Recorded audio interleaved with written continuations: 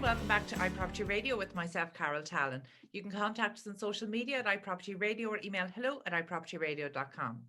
Now, in the PropTech hot seat today is one of my favorite PropTech people, Antony Slumbers. You're very welcome back to the show. It's an absolute pleasure. Long time no see. I know. I was actually thinking this is possibly one of the longest times I've gone without talking to you about PropTech, which is strange because there's so much happening in PropTech. So tell me, what are you involved in? What kind of work are you involved in, or what have you been doing over the last few months? Well, it's quite interesting actually, because the couple of years before COVID started, I was doing a lot of public speaking all around the place, and then that obviously died during COVID, and I did quite a bit online, but not much in real life. But the in real life stuff has started up quite a bit. So in the last few weeks, I've been to Copenhagen a couple of times, Berlin. I went to Tirana in Albania last week. So you've got quite a lot of things are all popping up, and it's actually really, really nice to be getting out and seeing people again. And there's something magical about a really good conference or networking session. I mean, there was lots of talk of, oh well, we'll never go back to them, but you know, it really doesn't. You cannot compete with a really well organized event that manages to pull together really interesting people in the audience and speaking. Now, obviously, this is all with the big caveat that they've got to be really interesting people. But if you get really interesting people in the audience and speaking, it's an absolute tsunami of knowledge and information and insight you can ingest in no time at all. And apart from anything else, we're in the real estate industry, so we should like real estate. So we should like going and looking at real estate. I like cities. Yeah. No, that's a fair point. You know, when you talk about really interesting people, you know, the truth is, I don't think I've ever had a genuine conversation with somebody that I didn't find interesting. The reality is, everybody's interesting when you actually take the time to chat to them, and particularly if they're coming to a conference like that, because they've got some bit of a background in or knowledge of or interest in real estate. And there's always something to be learned, because you're talking about people not only in different sectors, but with different clients in different geographic areas. And so actually, you're right.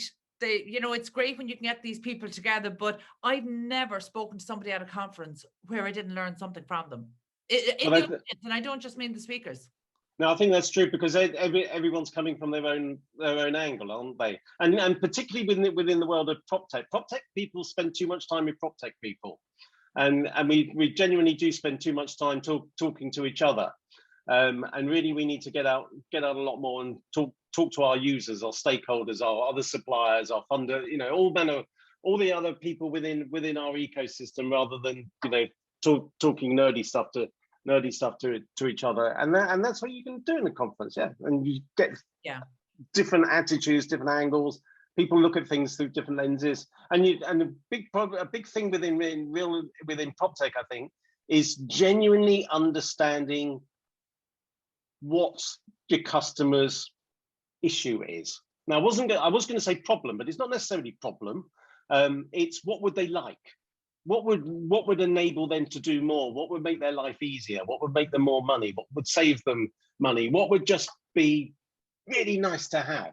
And we need to get out more and try harder to understand real wants, needs, and desires. Because I know what it's like. I know what it's like as a techie. You think, oh, I can do this. This is really cool. But who cares? You care because it's fun and it's interesting. But actually, your customer's not interested in that. What's your customer really interested in?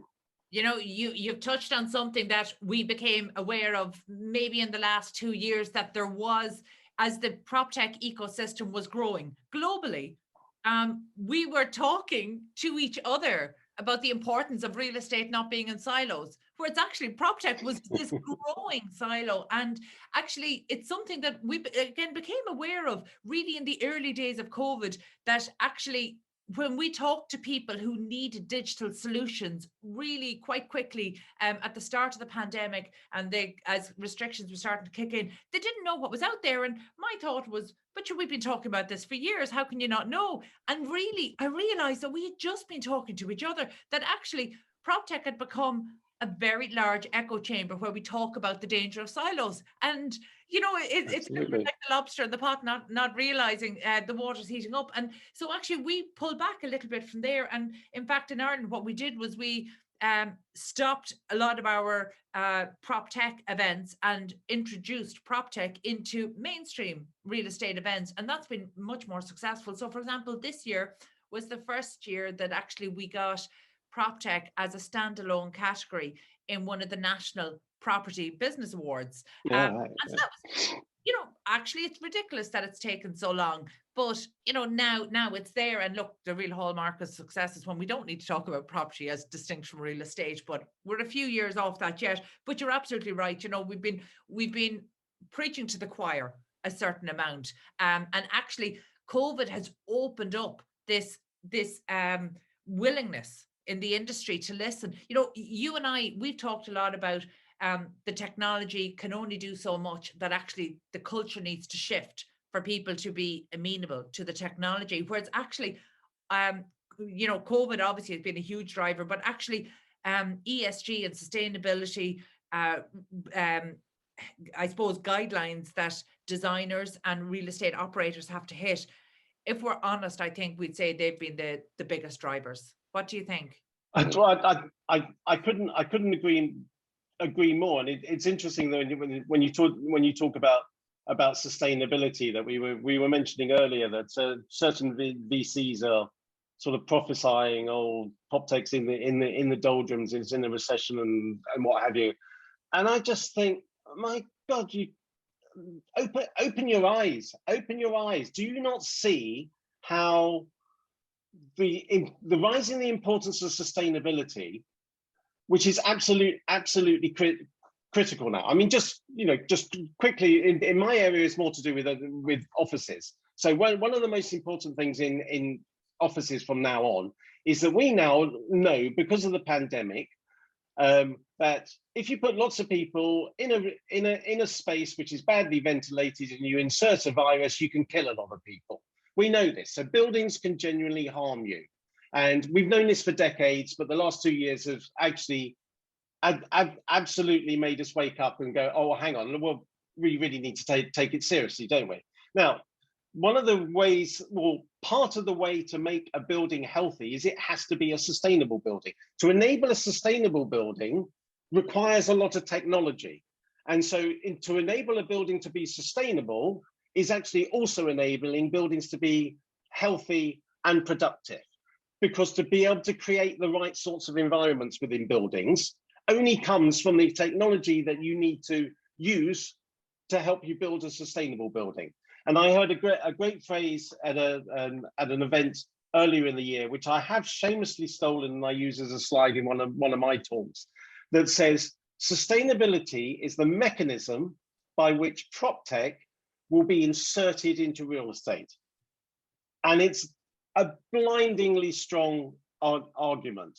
Yeah. We have to be building sustainable buildings. Not only do we have to be building sustainable buildings, frankly, we need to stop building buildings. We need to be refurbishing and renovating what we already have. What's the stat? Something like 80% of the buildings that will be around in 2050 are already existing, and we need to decarbonize all of them. So this is the biggest thing in real estate, and will be for a long time. Now, to do that is going to require an awful lot of technology. And that game is really hotting up now. So for anyone in the PropTech industry to saying, oh, we're going into recession, completely misunderstands the nature of the industry. The industry is in desperate need, and I mean need now, of technology to help it decarbonize. And the other good points about technology, enabling happy buildings, productivity, and all the rest, will come as a almost as a byproduct from concentrating on sustainability.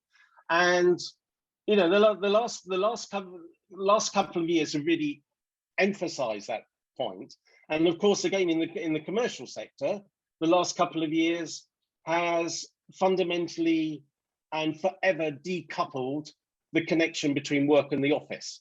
We now know, and we have two years evidence that actually you don't need an office to work. That's not saying you don't want one, but you don't need one. And when your customer is moving from someone who needs your product to someone who has to be made to want your product, you're in a very different industry. So as an industry now, I'm talking commercial here, particularly the office market. To be successful in the office market now, you have to create a product which genuinely is a product market fit for your customer, and is something your customer wants and enables them to do things that they can't do without your product. And if you don't do that, you're really going to be in problems. So you've got these two monster drivers of change. One, that the industry cannot just sit there and wait for someone to come and take their product because they don't need it anymore, and the whole sustainability issue, and all the health and wellness because of the virus. You've never had such strong drivers behind the prop tech industry. So I would say now, I mean, how long I've been in prop tech, as it were, since 1995. I would say today, today is the best time ever to be into prop tech. Yeah, no, I think that's a really fair point. And before we started recording, you and I were having a conversation about the metaverse, and one question or one word we kept coming back to was why. And I think in prop tech, sometimes the why was missing. So for example, there was cool technology out there that could do stuff and it would make things better, but the why wasn't compelling enough, because there are so many problems. Not all problems need or deserve or are viable to address through technology. So yes, technology can make them better, but actually there are better ways to use technology or to spend resources.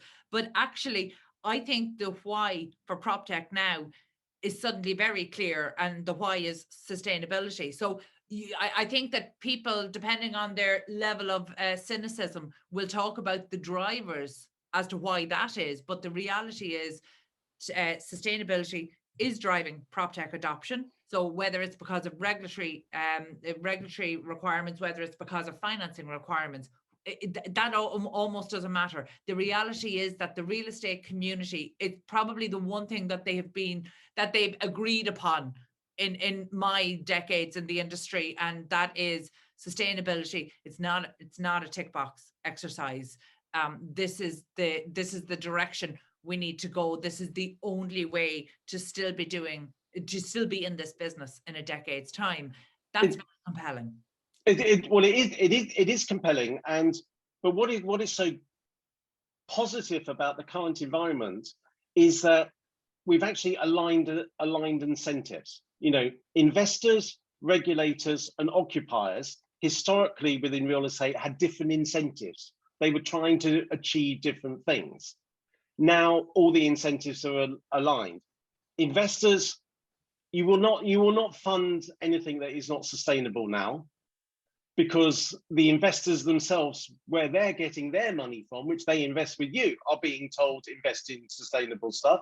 You have regulators with increasingly big carrots and sticks saying, well, there's lots of good reasons for you to do this, and if you're a good boy or girl, we'll give you this.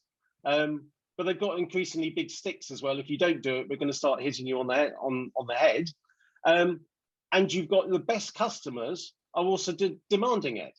So you talk to any serious occupier in the commercial sector and try and sell them or lease them a building that is not very high up with sustainability, you just won't do it. Yeah. So you've aligned the incentives, and once you align incentives, everything starts to act as a flywheel for everything else, and then you can really motor. Yeah, that's a really great point. Anthony, you're credited with coining the term space as a service. Now, there was a growing understanding or acknowledgement for the need for commercial real estate to be flexible prior to the pandemic. But since then, it's right up there, not quite with sustainability, but almost. So flexibility, how is our current stock of real estate capable of being managed profitably, sustainably, and flexibly? No, but that's a bug and a feature, depending where you are in the system. A lot of buildings are not going to be able to be very sustainable, or aren't very sustainable. A lot of buildings don't have a lot of flexibility built into them, and a lot of the way institutionally we operate buildings is not very flexible. But the demand is all for flexibility. You know, there's so much sort of Sturm und Drang going on at the moment between, employers say get back in the office, and employees go no, and all this. But it's all frankly a bit irrelevant, because frankly talent is going to win on this game. Because ultimately talent wants flexibility, and if you're trying to attract and retain the best talent, you're going to have to give them flexibility, because talent has optionality nowadays. You know, the really good talent is always somewhere else it can go, and if you don't give flexibility, someone else will. But the interesting thing about flexibility is it's across three vectors. There's flexibility of time. So what is it? It's a strange convention that we all go to work at, the old 9 to 5. We've done that for mainly because that's when the sun was up and the sun was down, or the factory was open. So let's go to the office that time. A lot of people work earlier, a lot of people work later, a lot of people would like to take their children to school, would like to pick their kids up from school, and morph the day. So we're going to need to offer more flexibility of time, flexibility of location, in that really the way we work now is via a network of spaces. We might work a bit at home, bit in the office, bit in a co-working space, bit in a hotel, bit in lots of different places. So we want to be able to work in lots of different locations, and then flexibility of space itself, so that dependent upon my particular job to be done now, I need this type of space. When I have a different task to do, I could perform that task best in a different type of space. So an ideal building and workplace will be able to facilitate people with the right type of space for the job to be done that they have to do. So you need flexibility of location, flexibility of time, and flexibility of space. And so much of this involves a rethinking of how we think about our buildings and how we think about our space. And it gets very interesting on the design side. How do we start designing our spaces for sort of emergent behavior? We don't really know how we're going to use the space over the next X number of months or years. But if you have a space that you can easily reconfigure, everything that's fixed needs to become flexible. Now, this is very clearly a bug for the lot of the industry that's not set up to either think like this, operate like this, or actually has the assets that can enable this sort of behavior. For them, that's a bad thing. For the ones that do think, how do I make my space more flexible? How do we operate more flexibly and have the spaces that enable them to do that? I mean, this is very, very clearly a feature. This is a good thing, because the demand, there's going to be huge demand for the, in commerce, the right type of space operated in the right way. And that space is going to do incredibly well, largely because there's not going to be that much of it. Because this is a whole new skill set the industry is starting to learn. You know, we're becoming, this is the point about space as a service, we're becoming a service industry. We're moving from selling a product to delivering a service. And a service industry is different to a product industry. And it goes back to that want to need. A product industry is you make stuff people need.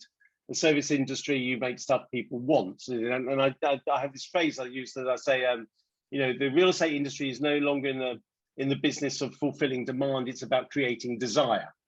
Yeah. So in the market we're going into now, I want people to say, I want to be in your building.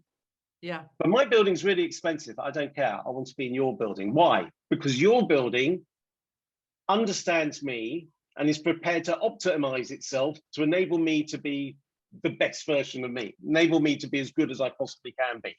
And that's what I want. But you could go next door, it's the same building.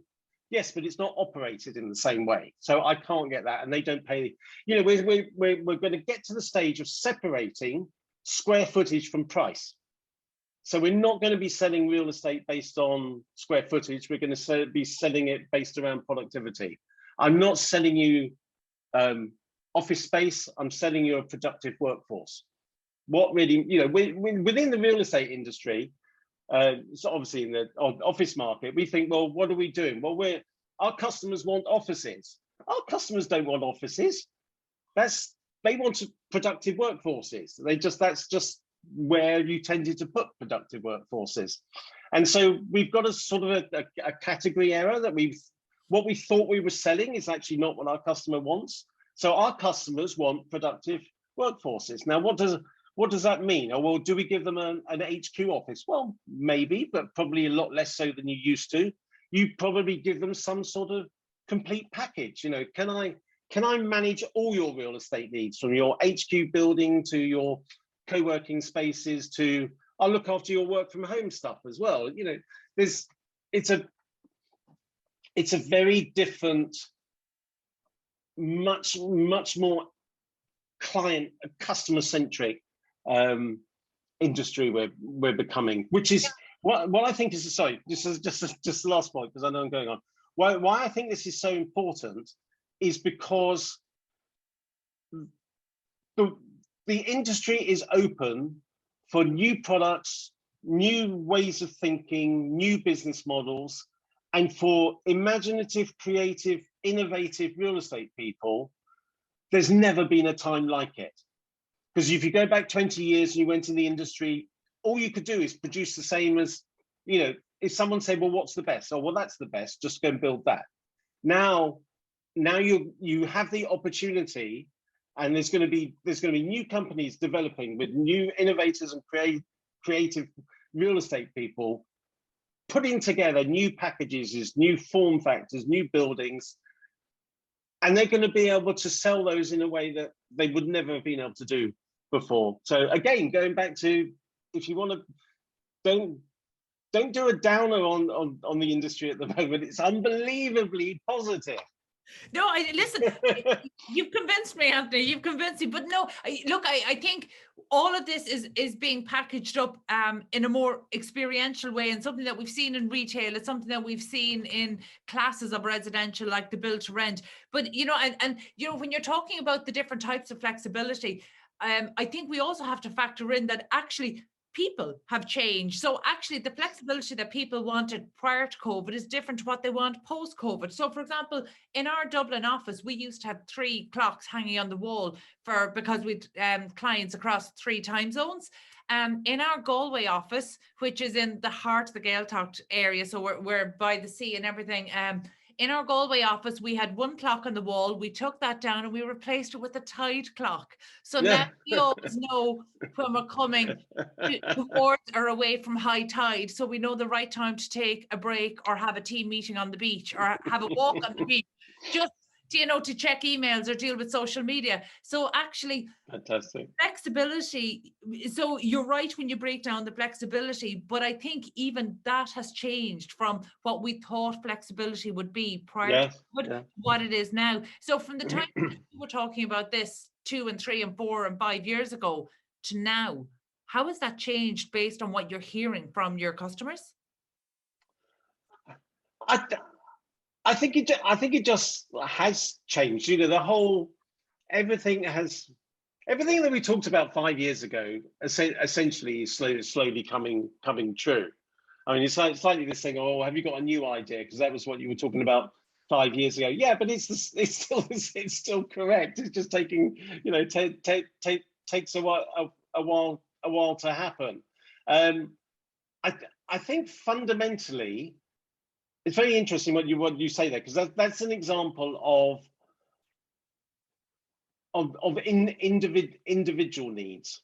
And this is one of the things I think the real estate industry is going to have to become really good at, understanding what the individual needs are of people, in a much broader sense than real estate.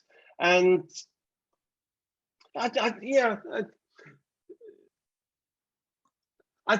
think it just is moving in. You know, we've taken the last 2 years has been a bigger shock than I think we're waking up to actually how it's had a bigger impact than we think. You know, lots of people talk about it's been an acceleration of things that going on, but it's not really. This is much more like a revolutionary. You're rethinking about how we want to work, where we want to work, and we have a freedom now to rethink everything, which probably would not have existed before. And very definitely, we're moving from a world where there's work and there's leisure, there's shopping, retail, and then there's home.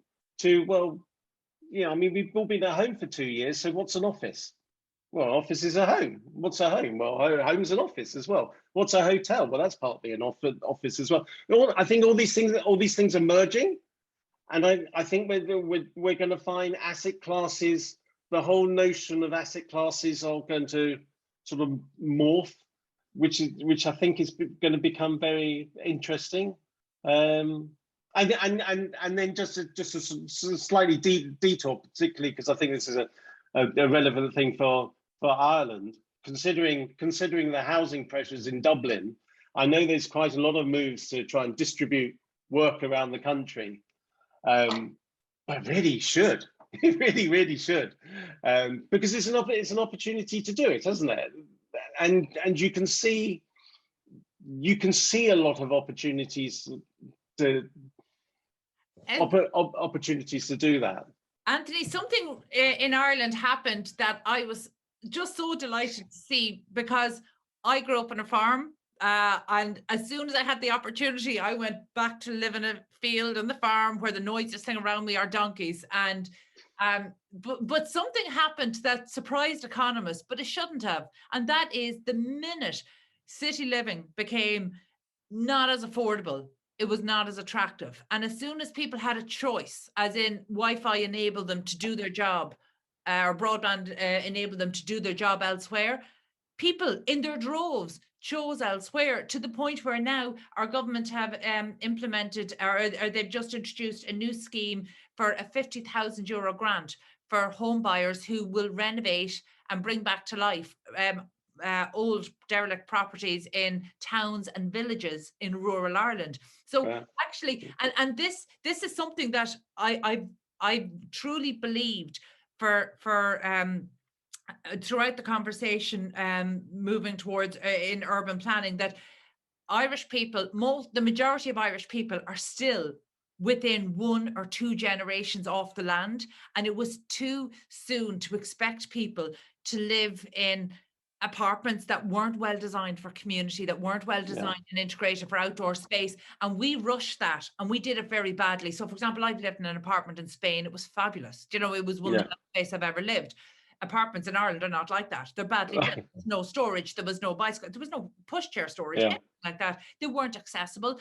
They weren't centered on community. The very opposite. They were trying to bring privacy into places that shut out community. So actually, what this did is it actually made our policymakers sit up and realize, hold on, Irish people are not necessarily ready to live in 2-bed apartments that aren't well designed, that aren't that don't make family life attractive. And the minute they were heading off to places like Roscommon and Tipperary and everywhere around the coast in Ireland.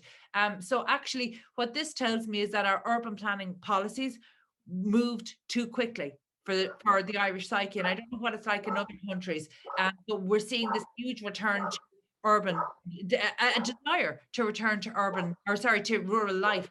And that's really exciting for all the rural villages, because we're seeing co-working spaces, coffee shops, all of these new businesses, creative hubs popping up that have never been there before. And I'm so excited about it. So I think beyond technology, beyond urban planning, I think this is a really exciting time for the citizens of a place to use their voice and say, actually, this is how we're choosing to live. That's so exciting for me. Yeah, no, I'm 100% with you, because it's a, you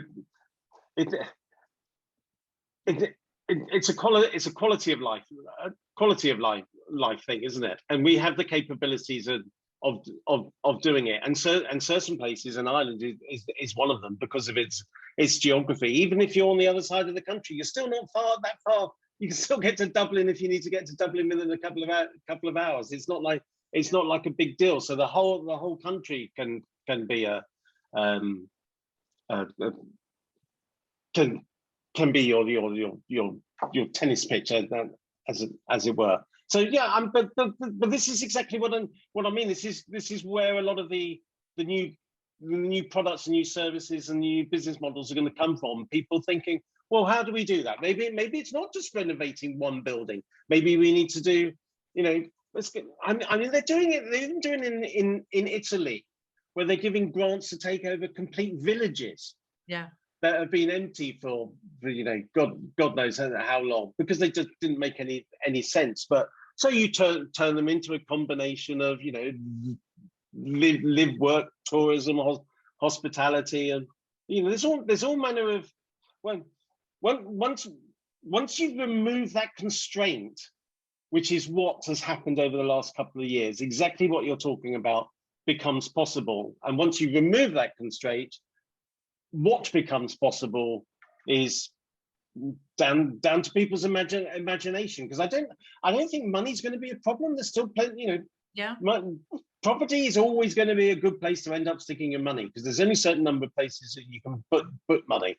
So there's going to be plenty of money around, plenty of opportunity around, and really in terms of concentrating on how do you enable people to be as productive as possible. So if you just take a pure Adam Smith version of this, all we want is people to be as productive as possible.